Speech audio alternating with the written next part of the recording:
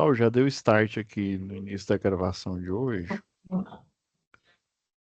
Hoje vamos dar uma acelerada aqui. Como ela tem vários exercícios, né? A gente vai dar uma acelerada aqui no máximo que a gente conseguir para depois a gente ir para tensão e corrente alternada, tá? Só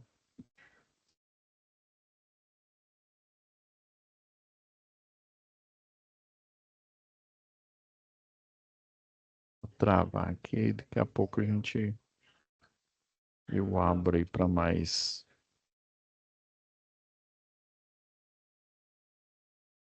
perguntas. Bom, pessoal, última aula, a gente ainda falou do 2 e eu mostrei uma simulação, né? Obviamente não é essa daqui não, né? Mas uma semelhante a essa daqui para vocês, né? O FET Colorado. Inclusive, eu pedi para a monitora deixar já o link aqui, né? Na hora que você clicar aqui, se eu não me engano, deixa eu ver se ele vai para aquele. Aí ele já vai direto para essa página mesmo. É porque no que eu mostrei para vocês, ele ia para aquela página, né, que mostra todos os circuitos. Eu já deixei já esse link para ir num direto de circuito de tensão e corrente alternada, né, para ficar mais fácil para a gente. Vou até desativar essa simulação aqui, para não ficar pesado. Caso a gente precise, eu coloco aqui. Então vamos continuar a análise aqui. Deixa eu pegar minhas.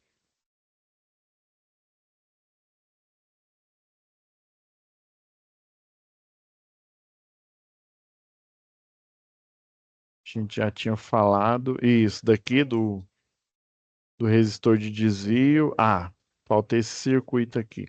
Deixa eu só ter certeza que é ele mesmo, pessoal.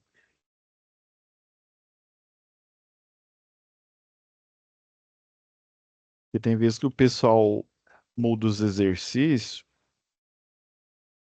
Aí às vezes eu estou mostrando exercício que não.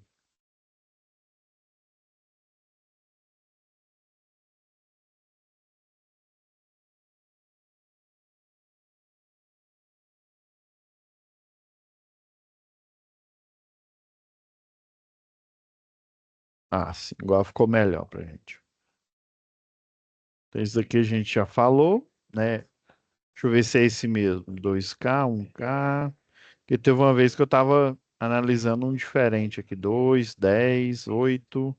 Ah, tranquilo, é esse mesmo. Então a gente já vai analisar isso aqui. Então é calcular a tensão, né? E a corrente em cada resistor em um circuito misto, né? A gente viu na aula passada circuito em série, né?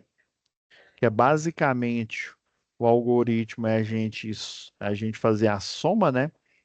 A soma dos resistores, aparece um resistor que é chamado de resistor equivalente, ou seja, que equivale. Baseado nisso, a gente conseguiu projetar o resistor que ia salvar, né? Ou seja, não é nem resistor de sacrifício, né? Resistor de sacrifício ele iria queimar no lugar da lâmpada, mas aqui ninguém vai queimar, muito menos a lâmpada e nem o resistor. Então, o pessoal geralmente chama de shunt, né? Resistor shunt. Esse resistor, ele geralmente ele tá dentro de multímetro, né? Multímetros iguais a esse aqui, ó. Quer ver? Vou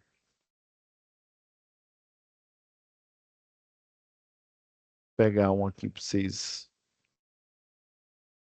Estou dando um curso para eletricista industrial. Ó, geralmente esse shunt aqui, ó, tem um resistor, né? Dependendo do tipo de multimedidor, isso aqui é um multímetro, né? Então ele mede tensão alternada, mede tensão contínua, né? Alternada e contínua, só que para uma corrente de né? Milivolt, né? ele afere resistência elétrica, igual esse daqui, né? Esse aqui também, o eletrotécnico, o eletricista industrial, o predial, utiliza mais esse daqui, né? Já que a gente faz a aferição de corrente alternada, né? O ideal é a gente utilizar um alicate, né? O alicate amperímetro. Mas a gente pode utilizar um desse de bancada e basicamente, deixa eu até aumentar mais aqui, ó. Basicamente eles têm o mesmo, só que esse aqui é mais simples, né? Ele, ó, corrente alternada, ele tá falando que ele vai de, ó, 20, 200 e 1000. É realmente baixa tensão, tem que ser até 1000 mesmo. Se for alternado, se for contínuo, se não me falha a memória, dá 1200. É 1000 e alguma coisa aí. Ele também, ó, afere tensão alternada, que tá bem aqui. Deixa eu dar um zoom aqui. Ó, tensão alternada de 200 até 750 volts. Uai, professor, ele vê até 250 volts, mas até 1000 amperes, mas é porque ele tem um alicate. O alicate é o quê? Um transformador de corrente. O campo eletromagnético, ele vai emanar aqui, ó, isso aqui é como se fosse um transformador mesmo. E na verdade, esse alicate aqui, quando a gente vai lá no quadro, né, no quadro lá de distribuição, que tem um painel que tem a IHM, né? Geralmente tem um desse, aí tem uns que eles têm um formato quadrado, né? Porque o barramento ele é como se fosse uma régua, né? Aquelas réguas de pedreiro, né? Aí ele é quadradinho, assim, meio quadrado, né? E aí ele fica justo em cima do barramento. Aí ele pode ser igual esse daqui, que é circular, pode ser no formato de barramento, que aí é para instrumentação de medição e geralmente para grandes correntes elétricas, por isso que o range dele aqui é tão alto, ó. Por isso que o alternado dele dá 1000 amperes. Olha esse daqui, ó, de bancada, ó. Ele suporta só até 10 amperes. Esse suporta 1000 e esse suporta 10, mas esse suporta 1000 porque e nem vai chegar a 1000 amperes, viu? Longe de chegar a 1000 amperes aqui no, num barramento ou num cabo. Mas ele suporta 1000 porque ele não afere a corrente elétrica, ele afere a corrente, viu?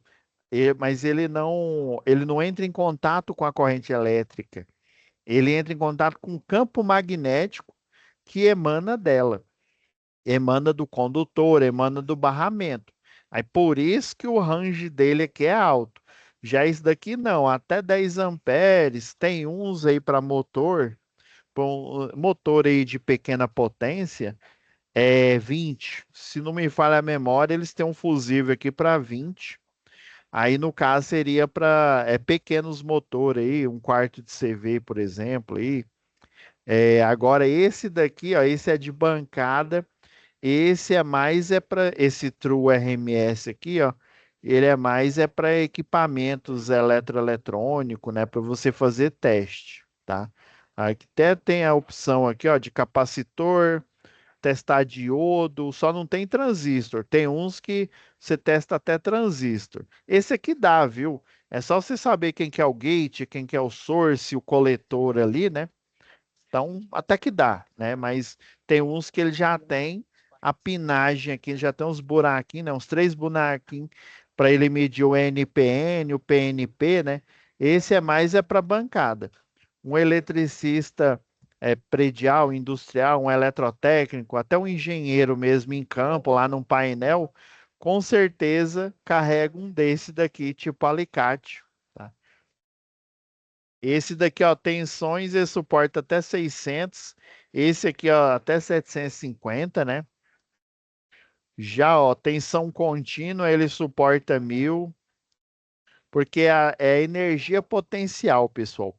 Energia potencial, pense que é uma energia, ela não está ainda em movimento. Quando ela entra em movimento, ela vira energia cinética, no caso, no âmbito da elétrica, né?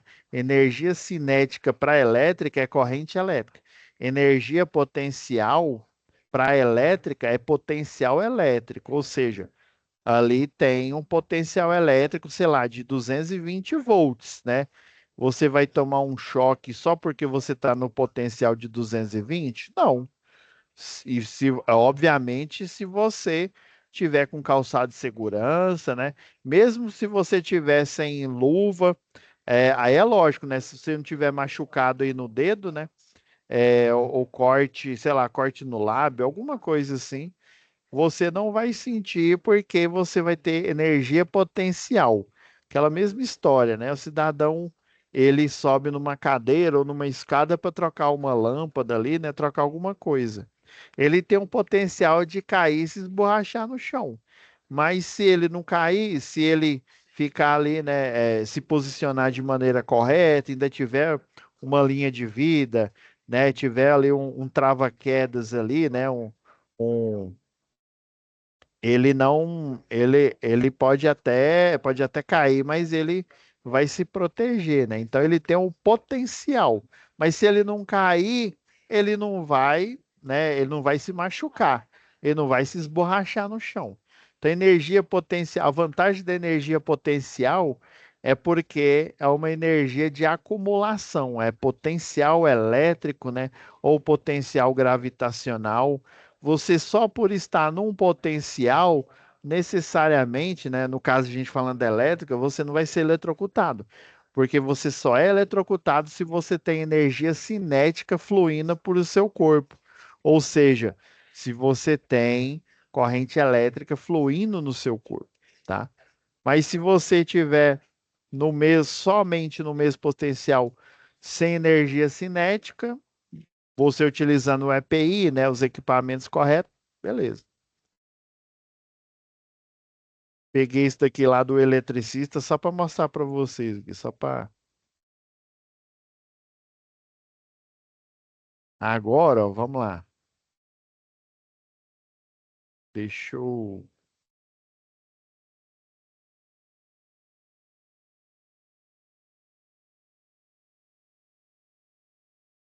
Então, ó, pessoal, a gente faz um. Eu fazia tudo na mão aqui, eu desenhava, pegava uma folha de rascunho, mas eu percebi que muito aluno não entendia a letra. É como se diz, a gente tem que falar a verdade, né? Não entendia a letra, falava, professor, aí ficava meio sem graça, né? Aí eu falei, eu sei, minha letra é um garrancho. Aí o que que eu fiz? Eu usei um software aqui para pegar o desenho do circuito. Aí eu digitei tudo bonitinho para vocês entenderem de passo a passo. E o objetivo num circuito, a gente tem que dividir ele, né? Lembra lá, lá na guerra lá, dividir para conquistar. E esse aqui, ele é um circuito misto, por quê? Porque ele tem, deixa eu ativar aqui o. Ah, já está ativado aqui no caso.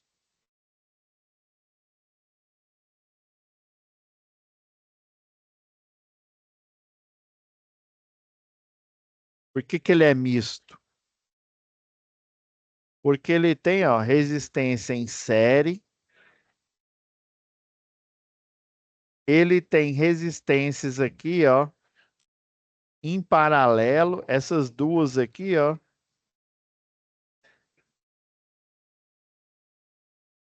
ela está em série com essa de cá. Essas duas estão em paralelo e tem o R4 aqui. O problema é que a gente tem que reduzir esse circuito a um circuito, desculpa, gente, a um circuito apenas, que é o chamado de circuito equivalente. Ah, professor, então quer dizer que eu vou pegar esse circuito com a fonte aí de 12 volts e reduzir ele, né? Fontezinha aí de 12 volts a um só resistor. Mas é um resistor teórico que, na teoria e na prática, né? Se você conseguir um resistor do valor aqui, desse valor, ele vai representar todas essas resistências em cada posição que elas estão, né? O R1 com R2 em série, o R3, o R6 com R7 em paralelo aqui, um com o outro. Só que aí você tem que utilizar o método, né? Você vai ter que ir fazendo a solução dele. Dá para você fazer uma solução geral? Dá, mas às vezes é complicado. Você tem que ir dividindo a solução até você chegar nesse último aqui, que é o resistor equivalente. Então, aqui, ó, eu já fiz a redução aqui. Como é que você fez a redução, professor? Eu fiz a redução aqui, ó. Dura que eu não consigo enxergar a ponta da caneta aqui, né? Eu fiz a redução, ó, esses dois resistores aqui em paralelo, tá? Aí eu chamei eles, ó, tá vendo que continuou o R1, o R2, o R4, né? Continuou o R5, o R3. A diferença é que eu transformei ele em um resistor equivalente. Eu chamei, no caso, na minha solução, que eu chamei de resistor equivalente zero. O primeiro resistor aí, né? Aí, uai, professor, como é que o senhor fez isso? Eu utilizei o algoritmo da resistência em paralelo, que é essa resistência aqui, ó. Deixa eu.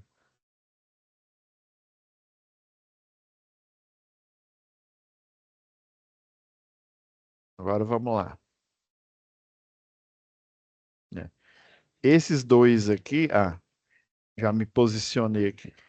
Esses dois aqui, aí lembra, né, que o resistência em série, ó, só para a gente lembrar, ó, resistência equivalente em série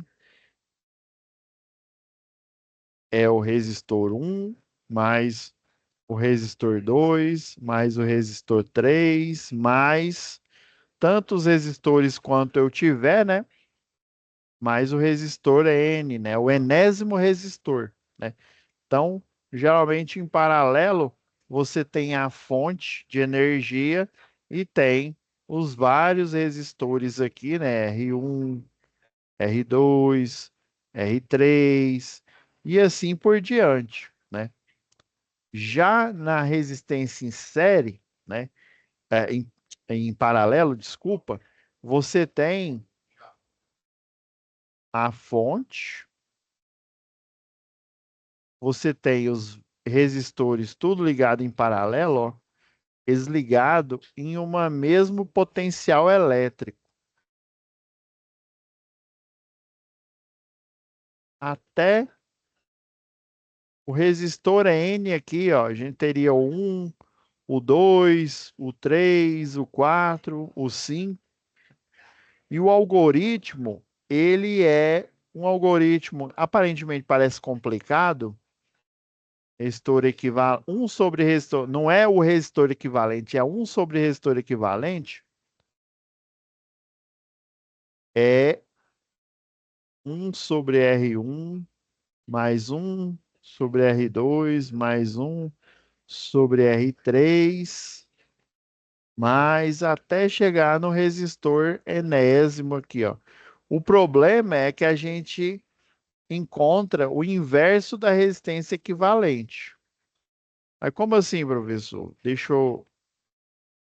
Vou manter aqui, tá? Manter o desenho aqui só para a gente,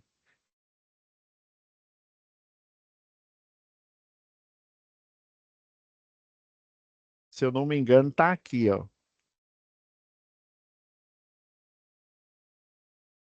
Aqui, ó. Vou pegar essa explicação aqui, ó. Associação divisora de corrente. Você tem, né, os resistores, né, até o enésimo resistor, que para você entender aqui, ó, fica meio estranho, né? Uai, professor, um sobre resistência equivalente, não é o resistor equivalente é igual a um valor aí, né? Sei lá, 2 dividido por 3 ou 3 dividido por 2, né? Não, você vai entender agora como é que esse algoritmo ele é plotado aqui, né? Eu não vou nem pôr na apresentação, ó. Esse algoritmo é plotado, né, para a gente enxergar o único resistor equivalente. E por que que eu chamo ela de, né? Eu não, né? pessoal e da física, né? E a gente aqui da engenharia, da eletrotécnica, a gente só replica, né? Só segue. Por que que a gente concorda com eles? São resistores ligados em paralelo, ou seja, eles estão ligados ao mesmo potencial, inclusive a sua lâmpada, né, a sua geladeira, todo e qualquer equipamento que você tem ligado em casa, ele está ligado em paralelo, ou seja, todos os seus equipamentos eles são compatíveis, eles são monofásicos, correto? Sim, professor. E todos eles aqui, né, Goiás, eles estão no 220 volts, correto? Correto. Então quer dizer que todos estão ligados em paralelo, todos estão ligados na tensão de 220, porém a geladeira ela tem uma impedância. O que que é impedância, professor? Ela tem um circuito que tem resistência, que tem capacitor e indutor embarcado nele. Aí, quando eu tenho resistência, capacitor e indutor, eu chamo de impedância, ou seja, eu chamo uma mistura dos três, né? Eu posso chamar de impedância. Agora, quando eu só tenho resistor, é só resistor. Quando eu só tenho indutor, é só indutor. Quando é só capacitor, é só capacitor. Agora, quando eu tenho indutor e capacitor, indutor e resistor, aí eu chamo de impedância, tá? Para ficar bem claro. Aí existe um cálculo que a gente vai aprender mais para frente, que é chamado de reatância indutiva, se o predominante for o indutor, né? Ou reatância capacitiva, se a predominância for um capacitor, tá? Então, pela lei dos nós lá de Kirchhoff, pessoal, vocês estão vendo aqui, ó, que eu tenho uma corrente entrando no nó A e saindo várias correntes aqui, ó, uma no resistor 1, uma no resistor 2, uma no resistor N. Ou seja, eu tenho o mesmo potencial elétrico, né? Utilizando a lei de Kirchhoff para os nós aqui, ó. A corrente que entra, que é a total, é igual às correntes que saem do nó A. Do mesmo jeito, a corrente que entra no nó B, né? Que é a 1, a 2, a 3, até a N, né? É igual à corrente que sai no nó B, que no caso é igual à corrente total, né? I1, tá? Então, a gente utilizando lá a nossa primeira lei, né? A primeira lei de Ohm, lembra lá, ó, a primeira lei de Ohm, deixa eu ver qual caneta que tá aqui. Vamos usar a vermelha aqui, né? Lembra lá, a primeira lei de Ohm é resistência igual a tensão dividido pela corrente. Por quê? Porque é uma oposição à passagem dos elétrons, e quando eu passo uma corrente em um resistor, um condutor, ele é um resistor. A diferença é que a resistência dele é próxima de zero, né? Quanto menor a resistência desse condutor, melhor ele é para a condução elétrica. Se ele tem uma resistência muito alta, quer dizer que ele não é um bom condutor. Ele vai ser o quê? Ele vai ser uma boa churrasqueira elétrica, né? Porque ele aquece, né? Ou um bom aquecedor, né? Um mergulhão, né? Que a gente utiliza aí, né? Dependendo do tipo de aplicação aí na indústria. Então, a primeira lei de Ohm diz isso. E aqui, ó, ele foi esperto aqui, ó, na hora utilizando a primeira lei de Ohm. Por quê? Porque a primeira lei de Ohm você pode reduzir, ó, você pode é, isolar aqui a corrente elétrica, ó, passa a corrente para cá, passa o resistor para cá, ó, aí vai ficar a corrente é igual a tensão dividido pelo resistor. Aí aqui, ó, na equação, vocês estão vendo aqui, ó, que é, a corrente total é igual à soma das correntes, né? Então, esse daqui, ó, seria a corrente total é igual à tensão total pelo resistor equivalente, ou resistor total, né? A totalidade dos resistores aqui. Beleza? Esse mesmo princípio eu posso utilizar, ó, para as outras correntes. Ele utilizou para essa corrente que está desse lado da equação, ó, que é a corrente total, ó, ele fez aqui, por exemplo, a equação 1, né? E para cada correntezinha, ó, I1, I2, ele fez o mesmo equivalente, ó. Corrente 1 é igual a tensão no resistor 1 dividido pelo resistor 1, ó. Mesmo jeito aqui, ele foi fazendo, ó. A corrente 1 é igual a tensão no 1, tensão no 2, e assim sucessivamente, ó. E aqui a tensão total aqui, ó, é igual a I total mais né? Ele continuou fazendo aqui, ó. Aí ele cria a equação 1, né, que é a corrente total, né? Não é, não é a tensão total pelo resistor equivalente, né, pelo somatório aqui, ó.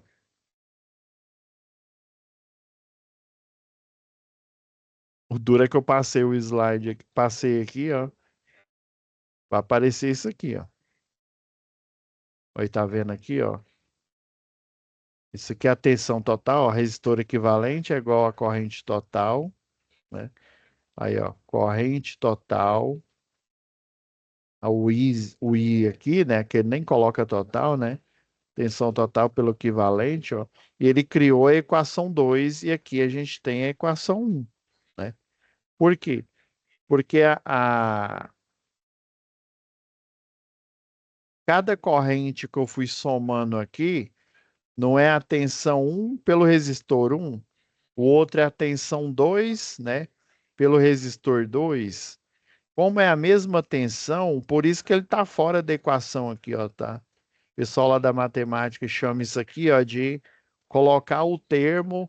Isso aqui seria uma operação distributiva, ó. Eu multiplicaria a tensão total, ó. Como ela é a mesma, ele está em paralelo, né? Todos estão sobre o mesmo valor de tensão. No caso nosso seria 220 aqui, ó. Você multiplicando aqui, ó, fazendo a operação distributiva, você chegaria na equação original. Aí ele fez o contrário. Como é o mesmo valor, ele colocou em evidência. Colocando em evidência aqui, ó, ele criou a equação 1, né? A equação 1, lembrando que ela é essa daqui, ó. É o I, aí você só coloca resistor equivalente dividido pela tensão total aqui, tá?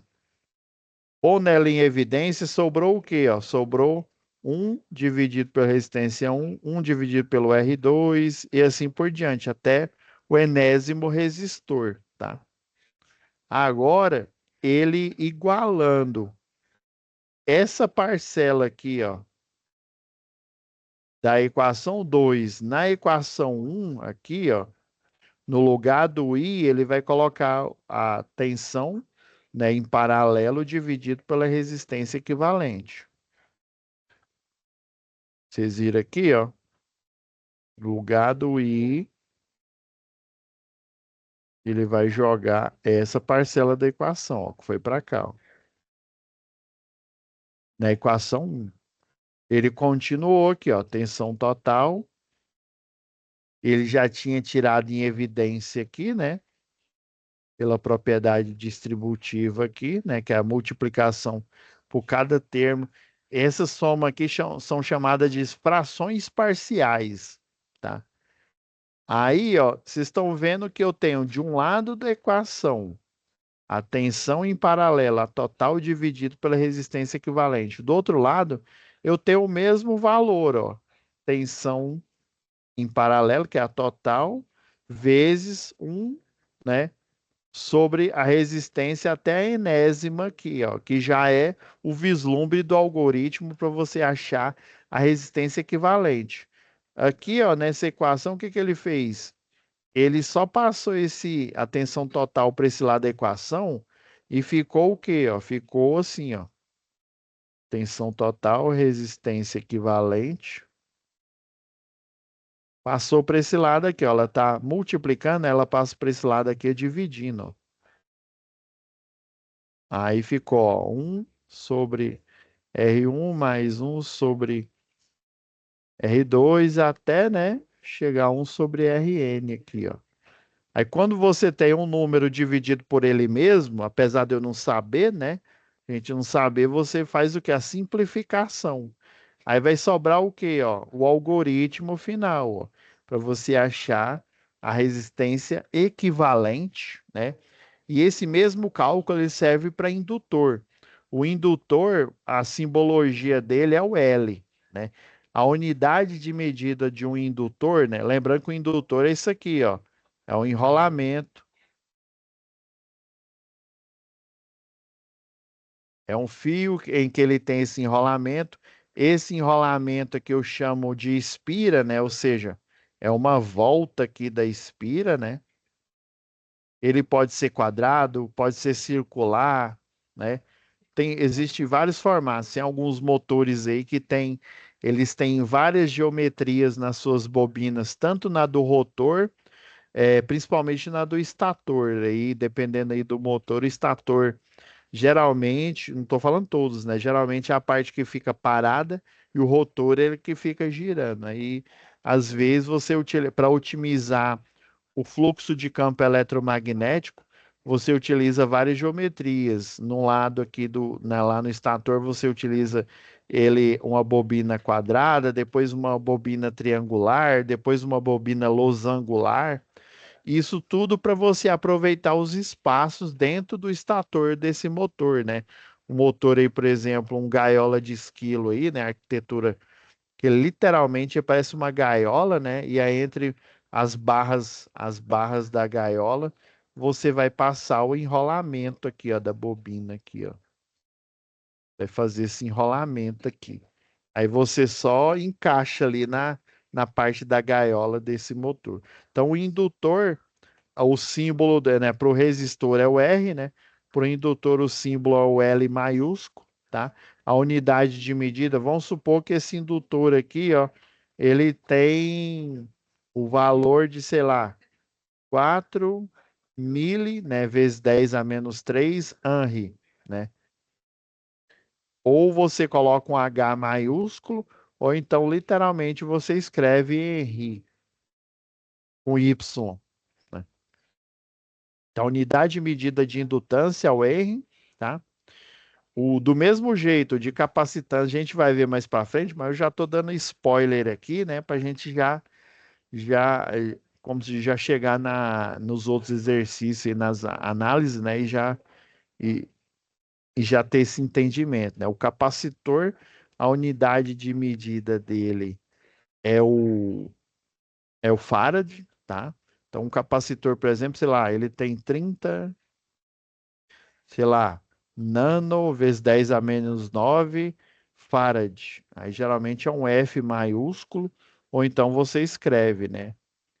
Farad, né? Em homenagem ao Michael Farad.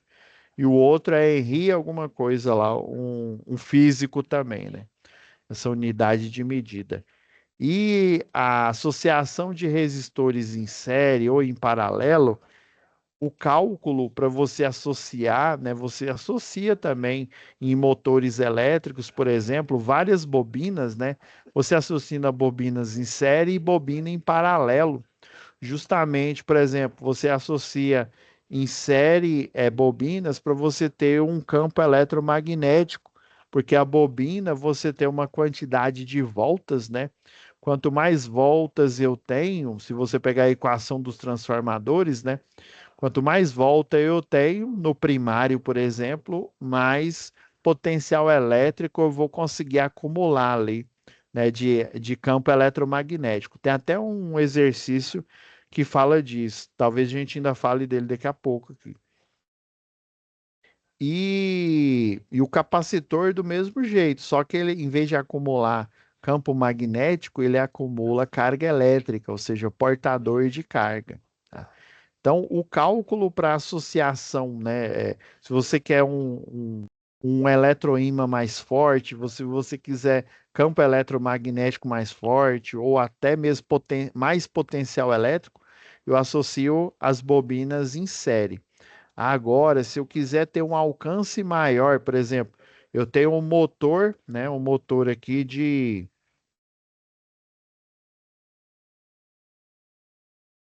sei lá, 4 polos, né? É, melhor. A gente vai ver mais isso para frente, mas entenda que existem motores que eles têm vários polos e esses polos aqui dele, o polo seria o equivalente a eu ter aqui a fase a fase B, o campo eletromagnético, ele vai atravessar o rotor.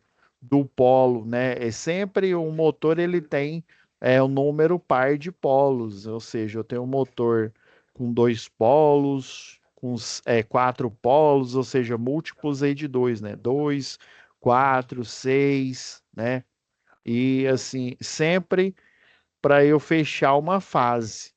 Aí geralmente de seis polos aí para eu fechar a fase A, mais dois polos para fechar a fase B e mais outros dois, né, fechando um motor aí de seis polos aí, né? Dois para cada fase, né? Para a fase C. Tá? E às vezes eu tenho um motor de multipolos, esses polos eles são muito próximos um do outro e eu posso associá-los em série, né? Eu posso associá-los também em paralelo, né? Para eu ter uma abrangência de campo eletromagnético entre o estator e o rotor bem maior, tá? E essa associação, né, em quantidade de R, né, quanto mais polos eu tenho em série ou em paralelo, né, eu vou fazer uma associação e o cálculo, inclusive, é o mesmo, tá? O mesmo para indutor em série, né? Se no resistor em série a gente soma as resistências, no indutor em série a gente soma as indutâncias. No capacitor em série já é diferente. O capacitor em série, o algoritmo, né? Você soma os inversos da capacitância. Já no capacitor em paralelo, você soma as capacitâncias, né? Então tem essa mudança aí de referência, né? De paradigma, beleza? Agora, quando você tem dois resistores, igual é o caso nosso do exercício aqui, ó, você pode, né, usar esse artifício aqui, ó. Na verdade, ele fez o quê? Ele tirou o mínimo múltiplo comum. Quando eu sei os valores, aí é fácil, viu, gente? Mas quando eu não sei os valores desses resistores, o mínimo múltiplo comum é simplesmente o produto, ou seja, a multiplicação desses dois valores, quaisquer que eles sejam. Por isso que eu tenho uma fórmula geral aqui, ó. Tirou o mínimo múltiplo comum, tá? Aí geralmente a gente divide esse produto pelo R1, né? R2 vezes R1 dividido por R1 vai dar R2, ó. Por isso que deu R2 aqui, ó. R2 vezes 1 dá R2. Aí, do mesmo jeito, a gente divide R2 vezes R1 dividido por R2, simplifica o R2, só vai sobrar R1. R1 vezes 1, né? A gente soma, a gente multiplica com o numerador da fração parcial aqui, vai dar R1. E aí, o que que a gente faz, né? Lembra que lá na matemática, né, se eu tenho um número chamado número A, né, e esse número A, obviamente, ele é uma variável, porque eu não sei o valor dele, né, por isso que ele é uma incógnita. Se eu, se eu disser que o número A, se eu quiser, por exemplo, o inverso dele, o inverso do número A é o que? É um sobre A. E o inverso do inverso dele? É o que? É o próprio número A. Então aqui, ó, ele só fez o quê? Achou que um sobre resistência equivalente é igual ao quê? R2 mais R1 dividido por R2 vezes R1. Ele só inverteu aqui, ó. Um sobre resistência equivalente não é o inverso da resistência equivalente? Ele só inverteu. Quando você inverte aqui, ou seja, você pega um número e cria o inverso dele, é você pegar esse número dividido por um. Então, ele só inverteu o numerador com o denominador aqui para achar o algoritmo final. Lembrando que isso aqui só vale para 2. Se for para 3, aí eu tenho que tirar o mínimo múltiplo de 3 e ele não vai dar o produto pela soma, não. Na verdade, ele vai dar o produto da soma dividido pela soma. Isso, se eu não me engano, dá R1 mais R2 mais R3. Aí dá R2 vezes R1 mais R2 vezes R3 mais R1 vezes R2. E assim, aí ele vai saindo uma salada aqui. Por isso que às vezes a gente utiliza de dois em dois resistor para a gente achar a solução de forma mais rápida. Agora voltando aqui,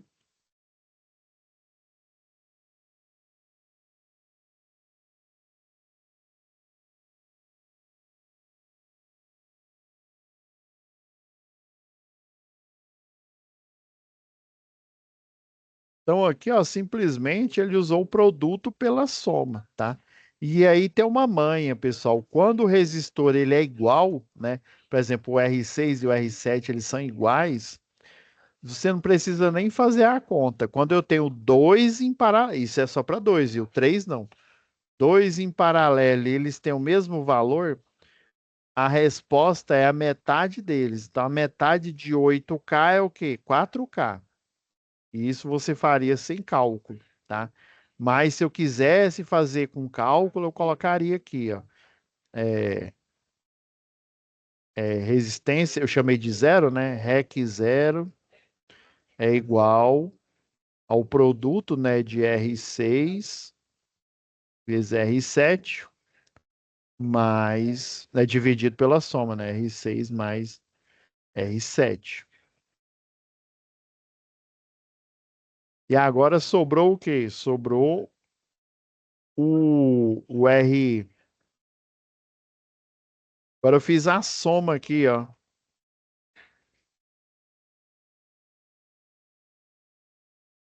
O R3 com o R0 aqui, né? O REC 0, né?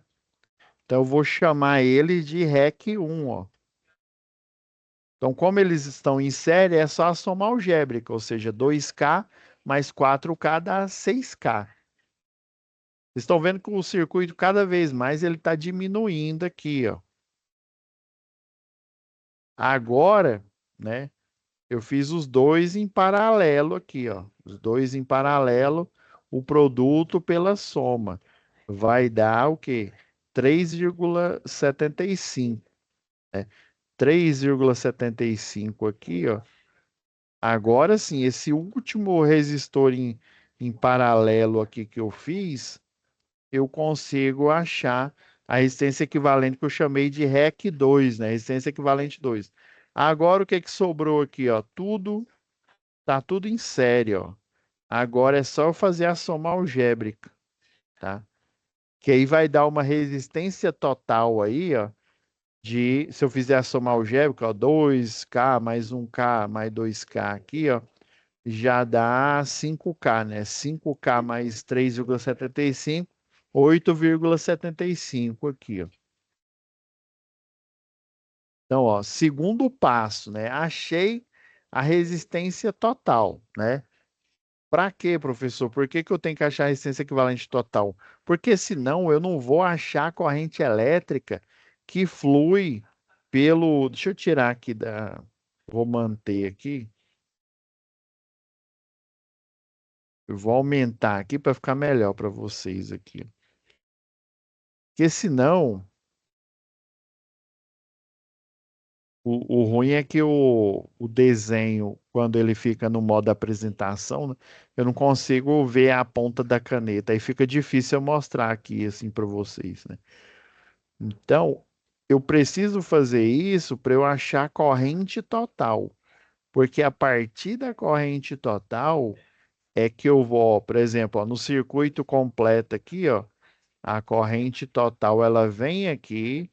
Ela vem nesse nó A aqui, ó, que eu posso chamar de A aqui, por exemplo, tá? Isso eu posso chamar de B. Eu acho que eu fiz isso.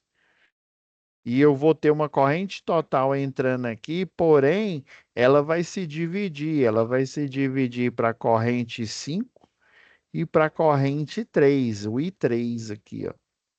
Então eu tenho que, para eu conseguir fazer a resolução completa, eu reduzo ele, acho a corrente total, e daí eu volto a fazer os cálculos a partir do circuito original. Por isso que eu deixo todas as divisões do circuito que eu fiz aqui na tela para vocês enxergarem ao mesmo tempo e ter uma visão global do cálculo. Aqui, o que que a gente fez aqui? Aplicou a primeira lei de Ohm, né? Primeira lei de Ohm, lembrando aqui, ó, resistência é igual a tensão dividido pela corrente. Quer achar a corrente, é só isolar. Então, ó, corrente é igual a tensão dividido pela resistência. Só que é corrente total, né? Então, é a tensão 1, a da fonte, tá? Porque o total, você concorda que ele recebe a tensão dos 12 volts da fonte, né? É por isso, vai ser 12 volts dividido por 8,75K, que deu 1,37 mili, né? Vezes 10 a menos 3 amperes. Achei a corrente total, beleza. Então eu sei que no total entra 1,37 aqui e sai 1,37 miliamperes aqui, ó, para o resistor 4, tá? Então aqui ela se divide, ó, parte dela vai para o R5, parte vai para o R3. Depois aqui elas vão se dividir igualmente. Por que que ela se divide igualmente? Ah, professor, porque os dois resistores têm o mesmo valor. Então, logicamente, eles têm a mesma corrente. Isso mesmo. Esse é o raciocínio. Beleza, vamos para o próximo passo aqui, ó. Determinar as correntes em cima do um. Agora tá fácil. Como eu tenho a corrente total, você concorda que a mesma corrente que passa em cima do um é a que passa em cima do 2, que é a total, né? Que é a mesma corrente que passa em cima do resistor 4. Então dá para a gente achar as correntes do resistor um. Por isso que eu coloquei tudo em sequência aqui, né? Corrente do resistor um, corrente do resistor 2 e a corrente do resistor 4. E como elas são a mesma, obviamente elas são iguais à corrente total. Ah, então quer dizer que a corrente em cima do um, em cima do 2, em cima do 4 é a mesma, né? Eu só fiz uma constatação aqui que seria o terceiro passo. Agora o quarto passo. Beleza. Eu tenho a corrente, então falta eu achar a tensão, né? Eu lembrando que, ó, deixa eu ver, esse circuito aqui, ó, esse, essa terceira divisão aqui, ó, se eu pegar aqui, ó, achar tensão em cima do um, por isso que eu coloquei aqui, ó, achar tensão em cima do um, achar tensão em cima do resistor 2 e achar a tensão do resistor 4, o próximo passo vai achar a tensão em cima do resistor equivalente 2, porque aí a tensão em cima do resistor equivalente 2, você concorda que vai ser a mesma tensão em cima do resistor 5 e do resistor equivalente 1. E por sua vez, depois a gente vai achar a resistência, né? A resistência não, a tensão em cima do R3 do R3 com resistor equivalente zero é a mesma tensão que passa em cima do sim, tá? Então, utilizando de novo a primeira lei de Ohm, né? Só que ela modificada. A tensão é igual a resistência em cima do resistor respectivo multiplicado pela corrente, né? Já que a corrente é a mesma, né? 1,37, ó. No R1 passa 2K vezes 1,37 dá 2,74 volts. No R2, ó, 1K, né? Um resistor de 1 kΩ vezes 1,37, que é a corrente total, né, dá 1,37 volts. Já no R4, né, como passa as mesmas 1,37 miliampere, né, eu, né, multiplicando aqui por 2K, inclusive é o mesmo valor de tensão, já que eles têm a mesma resistência aí, né, e passa a corrente total. Beleza, olha, então ó, eu já tenho a tensão em cima do R1 e ele quer que calcule a tensão e a corrente de cada um, né? Então, ó, já a corrente do 1, corrente do 2 e a corrente do 4 e a total a gente já achou, né, do circuito inteiro.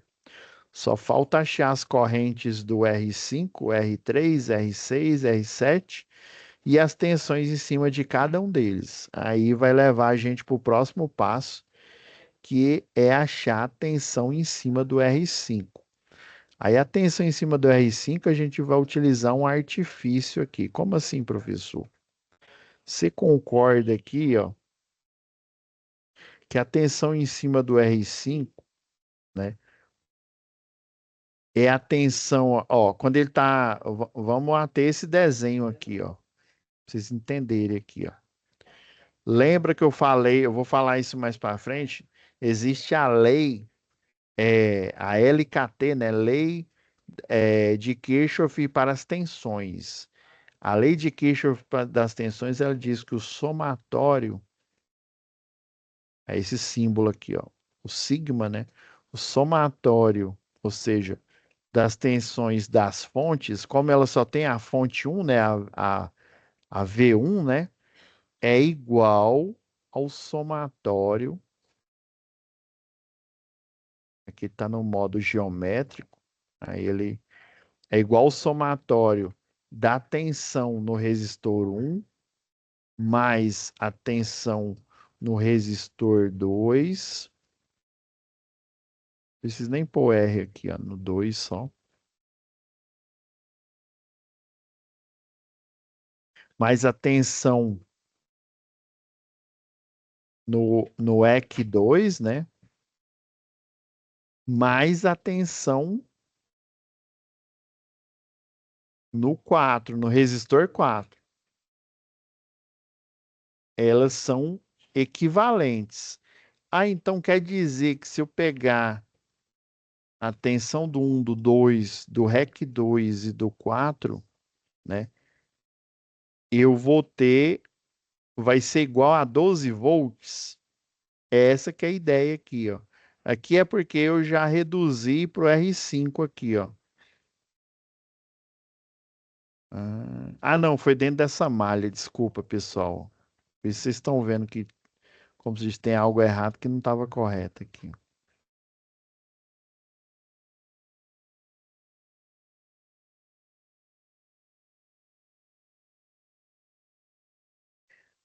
A tensão em cima do 5 aqui, ó, vai ser a do 1, a do 2, né? A do 5, a do... não, não, tá certo, tá certo. Eu que estava variando aqui, né? Então, 12 é igual, a gente já achou aqui, ó. 12 vai ser igual a 2,4, né? Mais 1,37 mais 2,74. Aí, como eu não sei a do tensão no resistor 5, eu vou fazer o quê? Eu vou refazer a equação aqui, ó. Deixa eu escrever aqui, ó. 12 vai ser igual o 1, né? Que é 2,74 mais o 2, que é 1,37,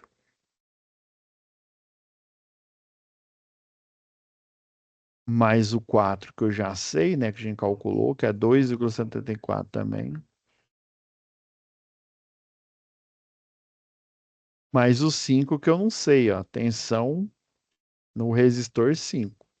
Aí eu passando para o outro lado da equação, vai ficar 12 menos 2,74 menos 1,37 menos 2,74.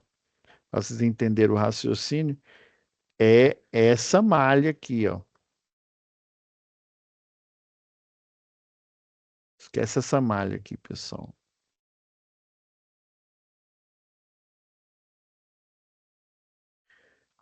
Aonde, então, eu achei aqui, ó, que foi 5,1. Então, quer dizer que 5,1 mais 2,74 duas vezes, né? Porque os dois têm essa tensão, mais 1,37, eu vou chegar aqui 12 é igual a 12 volts, tá? Então, essa é a lei de Kirchhoff para as tensões aqui. Então, o somatório da fonte, né, do que gera o potencial elétrico, é igual se eu tivesse, por exemplo, se fosse um equipamento que eu tivesse, sei lá, duas pilhas, né? Duas pilhas palito. Cada uma tem 1,5, né? Então, e elas estão com a polaridade somatória, ou seja, eu vou somar os dois e vai dar 3 volts, né? Então seria 3 volts vai ser, que é a pilha 1 com a pilha 2, né? Igual a tensão do R1, a tensão do R2 e a tensão do R5 mais a tensão do R4. Aí por isso que nesse ponto aqui eu consegui utilizar esse artifício, né? Para achar a tensão do R5. Por quê? Porque a partir de achando a tensão do R5, e eu já tenho a resistência dele, o que vai ficar fácil de achar? vai ficar fácil de achar a corrente que passa em cima dele. A única coisa que a gente sabe é que tem uma corrente total de 1,37 entrando nesse ponto A aqui e saindo, por exemplo, nesse ponto B aqui, ó. Então, ó, até para a gente achar a corrente em cima do resistor 3, vai ser o quê? A tensão, a corrente total, mais a corrente do 5, mais a corrente do 3, que eu não sei, né? Então, vamos para o sexto passo aí, ó. Achar a corrente, usar a primeira lei de Ohm, já que eu acabei de achar a tensão, né? Que é 5,1 dividido pelo resistor, que é de 10 kΩ, deu 0,51 miliampere. Agora sim, ó, eu sei que passa ele aqui, o 5 consome 0,51 miliampere. Eu sei que entra aqui 1,37 miliampere.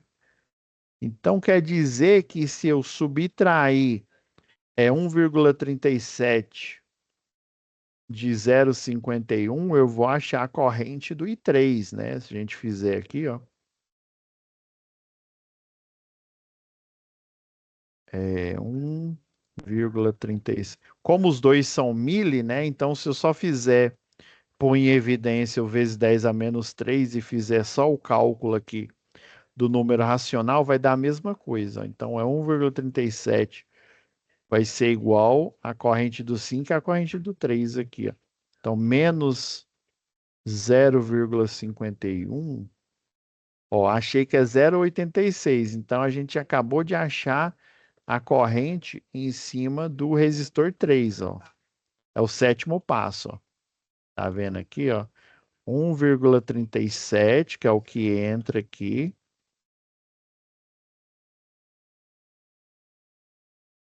menos 0,51. Ó, ele consumiu 0,51. Aí lembra a lei de Kirchhoff, das correntes, né? Nos nós aqui, ó. É LKI que chama, né? Lei de Kirchhoff para as correntes elétricas. A corrente que entra nesse nó aqui é igual às correntes que saem. É por isso que eu posso fazer essa subtração aqui, ó. Acabei de achar, a gente viu, fez a conta aqui, né? 0,86 mili, né? 0,86 mili, então tá passando aqui, ó. Opa, a gente achou a corrente que passa no 5, a corrente que passa no 3.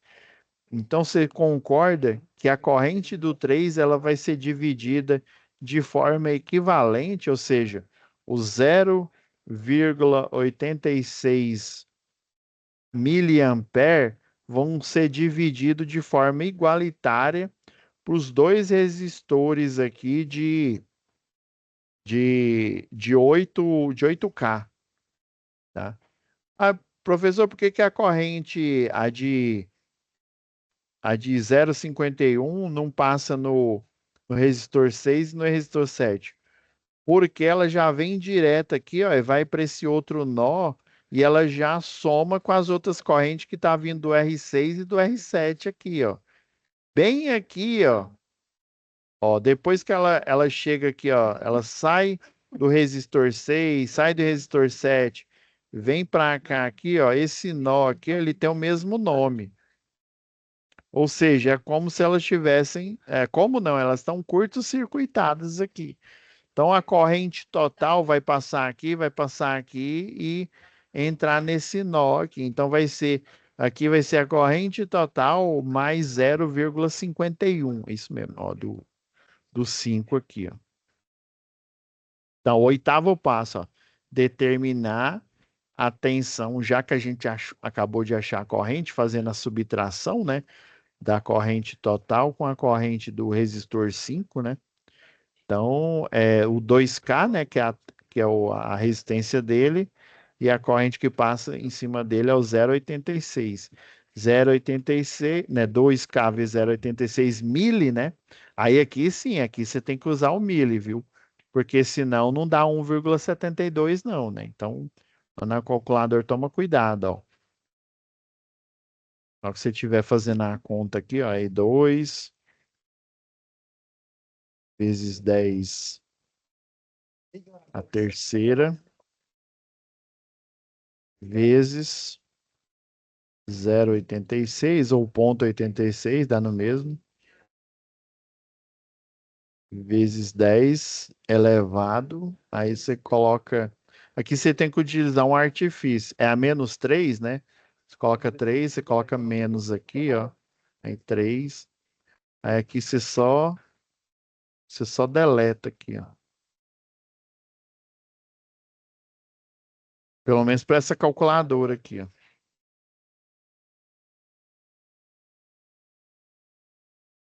Aí, ó, dá 1,72, tá? Você tem que tomar cuidado. Aqui, aí como é 10 elevado à terceira e 10 elevado a menos 3, aí você tem que pôr no cálculo. Porque no final das contas, os dois, o 10 a menos 3 é como se fosse dividido. Ah, não, vai ficar 10k por 10. Ah, não. Se eu fizesse 2 vezes 0,86 também daria. A gente tem que tomar cuidado. Como um é 10 a terceira, o outro é 10 a menos 3 na multiplicação aí, eu subtraio, aí, quer ver? Ó, vai dar o mesminho, ó. Vou até fazer no outro aqui. Nesse caso, viu, pessoal? Ó, 2 vezes 0,86. É isso mesmo, dá 1,72. Nesse caso pode fazer isso. Agora, se fosse mega, né? 2 mega ohm, né? Ou seja, elevado à sexta por 0,86 elevado a menos 3, né? Mili, aí daria assim diferença, sim. Aí daria a terceira.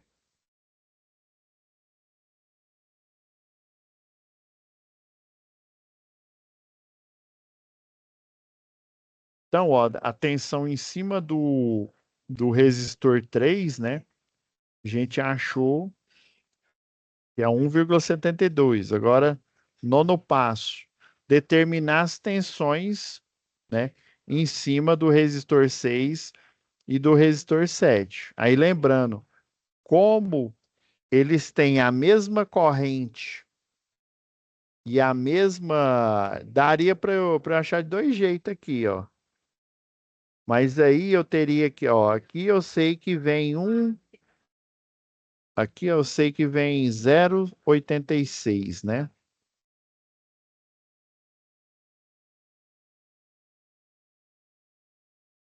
Eu sei que entra 0,86. E aqui eu sei que sai o total, né? 1,37 miliampere. Então, ó, seria 1,37 menos 0,86 daria a corrente que vai ser dividida tanto no R6 quanto no R7. Aí aqui de novo, a gente já utilizou, como a gente acabou de achar a tensão em cima do R3, a gente já tinha achado a tensão em cima do R5, né? Essa malha aqui, ó, essa primeira que eu chamo de 1, essa malha, a gente vai ver que tem um teorema, né? Nós vamos ver, né? Deixa eu falar o português certo. Nós vamos ver que existe o teorema das malhas, né? Ou teorema das redes em eletricidade, né? São os teoremas de Thevenin para máxima transferência de potência e os teoremas de Norton aí. Aí esses teoremas aí, acho que é no último exercício aqui dessa série, a gente vai dividir em três malhas, né? Porque é o único jeito de transformar numa matriz aí. E essas malhas aqui, a lei de Kirchhoff para somatórios das tensões, ela vale. Então, quer dizer, e aqui ó, eu não tenho fonte, né? Como eu não tenho fonte, eu só tenho resistência, então o somatório dessas aqui vai ser igual a zero, tá? Somatório, por exemplo, a tensão do 5 mais a tensão do resistor 3 mais a tensão do 6 vai ser igual a zero, tá? Aí, aqui, ó, tensão do 5, deixa eu só simplificar aqui, ó. Tensão do 3 mais a tensão do 6 aqui, do resistor 6, vai ser igual a zero, né? o somatório das tensões. Aí quando eu só tenho carga, né, só tenho resistor, eu só falo do resistor. Quando eu tenho só fonte, né, por exemplo, vai que tem um ponto aqui que só tem fonte de energia, né, que está alimentando alguns componentes do circuito. Aí eu digo também que o somatório dessas fontes, né, dessas fontes geradoras é igual a zero aqui. Tudo isso, aí se eu fizer aqui, igual aqui, ó, se eu quero o valor dessa daqui, ó, que eu já descobri as duas, vai ser a tensão do resistor 6 vai ser igual o quê? Passa para o outro lado, ó, a tensão do 5 menos a tensão do 3 aqui, ó, tá? Então aqui, ó, e elas são iguais, né? A tensão, tanto a tensão do 6 quanto a do 7 é igual, porque o zero, se eu subtrair 1,37 de 0,86, eu vou achar a corrente que vai se dividir por 2 aqui, ó. Então deu uma tensão, ó, o 5 menos o 3 aqui, ó, vai dar igual a tensão do 6 aqui, ó, que se eu usar esse teorema aqui, ela vai dar negativo. E negativo quer dizer que o voltímetro, por exemplo, que eu utilizei para medir, ele tá, como é contínuo, né? Ele tá com o polo positivo dele é o vermelho, né? E o polo negativo é o preto, né? Então quer dizer que eles estão invertidos, só isso. Então vai dar, ó, 5 volts menos 1,72, né? Vai ser igual a 3,38. Décimo passo. Agora sim, como eu sei que a corrente é a mesma aqui, né? Então, e eu achei o valor da tensão, ó, já que vamos supor que esse aqui é A, B e aqui é o ponto C, já que esses aqui são iguais, né? Então a tensão entre o ponto B e C,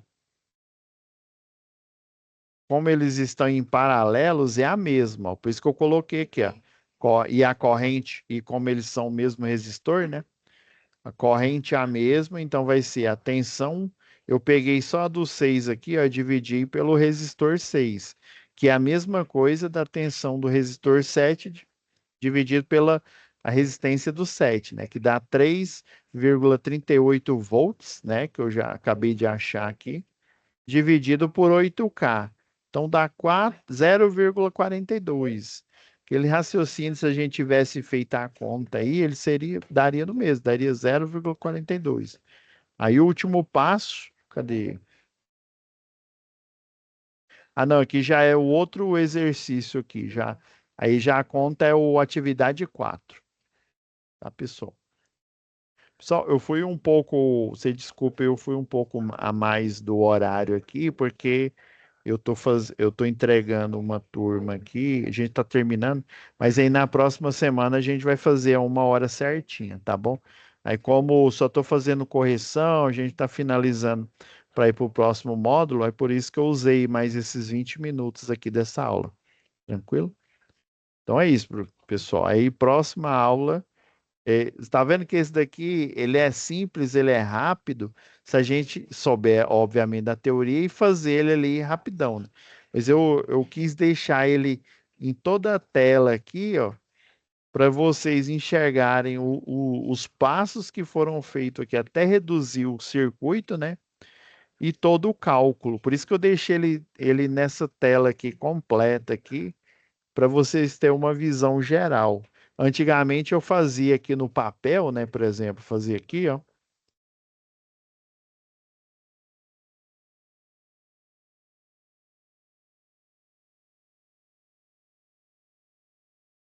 Cadê? Eu acho que é essa aqui. Deixa eu ver.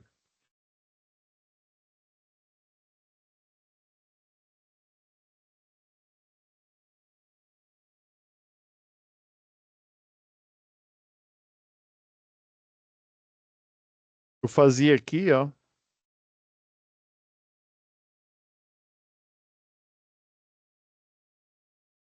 Aí a gente vai fazendo uns cálculos aqui, né? Aí, professor, por que o senhor chegou a essa conclusão aqui? A gente tinha que voltar, É por isso que eu peguei toda a análise que eu tinha feito aqui e coloquei ela numa única folha aqui para vocês terem uma visão global aqui. Mas isso aqui, pessoal, ah, não, professor, eu tô achando difícil. Você vai fazendo passo a passo, né? Refaz aqui, revolta o vídeo, refaz, vê no que você errou, né? Ou no que você acertou aí. Vai vendo passo a passo aí, né? Pausa a tela, vê ah, não, a corrente está saindo. Redesenha, é bom você redesenhar aí, ó, para você ir praticando, beleza? Vai fazendo no caderno. Eu mesmo, ó, tenho aqui, ó, tem um caderninho aqui que eu tô aqui, ó, só fazendo os esboços aqui das aulas quando a gente precisa aqui, né, de um teorema. A gente faz aqui na mão, depois a gente joga para vocês aí no computador, beleza? Então é isso, pessoal. Deixa eu parar aqui o compartilhamento. Aí, próxima aula, a gente já começa essa atividade de 4. Essa vai ser bem rápido, viu? É só uma é, gráfico de potência. Eu vou ensinar como que a concessionária de energia ela calcula, né, a sua energia, né, que é por quilowatt-hora. A fórmula é bem simples, viu? Bem parecida com a fórmula de potência, né, que seria a tensão multiplicada aí pela corrente, mas aí como a consumidora, a concessionária de energia, ela é em quilowatt, né? Cada pacote de 1.000, igual a concessionária aí de água, né? A cada 1.000 litros, né? Ou seja, a cada 1 metro cúbico, ela faz a cobrança, né? Não só da água que está te fornecendo, mas para ela limpar, né? Já a energia, como a energia, como se diz, ela aparece ali do, do salto quântico ali de um átomo de cobre, né? Se o cabo for de cobre, obviamente, né? Ou do alumínio, alumínio de alma de aço, de um átomo para o outro ali, e os elétrons, eles estão sempre ali no condutor, estão sempre no material. Já a água, não. A água você utiliza e ela vai para ali, para a rede de esgoto. Aí por isso que ela cobra não só a água que te fornece, vamos supor que você usou 2.000 litros, ou seja, 2 metros cúbicos. Ela vai te cobrar os 2.000 metros cúbicos que ela te forneceu e a limpeza desses 2.000. Porque nem toda a água ela retorna pelo esgoto, né? Dependendo aí dependendo se o construtor aí ele fez as caixas, né, de água que chama de água cinza, né, bem selada, é, tem a evaporação, né? Mas basicamente, praticamente os 2.000 que você usou vão ser os 2.000 que você vai descartar, né? E aí, como ele é um recurso, né, que você tem que limpar já a energia, né? Energia, entre aspas, você não tem que limpar, mas eu vou mais para frente a gente vai ver que existe uma espécie de sujeira, mas não é uma sujeira igual da água, né? Que você tem coliformes fecais, né? E outros tipos de, né, bactérias e por aí vai, né? É uma sujeira que ela aumenta o nível de tensão e esse aumento, esse ruído, aumentando o nível de tensão, ele pode queimar o equipamento. Aí por isso que a gente chama de sujeira, tá? Beleza? Então, próxima aula a gente vê isso. Fiquem com Deus, pessoal. Vou parar aqui a gravação.